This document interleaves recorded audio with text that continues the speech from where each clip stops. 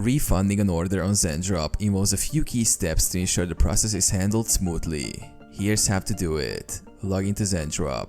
Access your Zendrop account by logging in with your credentials. Navigate to Orders. Go to the Orders section in the Zendrop dashboard. Locate the order you want to refund. You can use the search bar to find it quickly by entering the order number or customer name. Review order details. Click on the order to view its details, including the product ordered, shipping information, and status. Submit refund request. If the order qualifies for a refund, click on the option to submit a refund request. Fill out the necessary details, such as the reason for the refund and any supporting information or documentation. Contact support. If there isn't an obvious refund button, you may need to contact Zendrop support directly.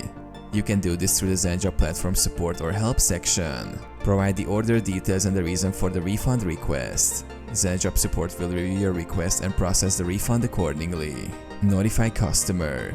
Inform your customer that the refund request has been submitted and provide an estimated timeline for the refund process. Track refund status. Monitor the refund status in your Zendrop dashboard. Once approved, the refund will be processed and you will be notified of the completion.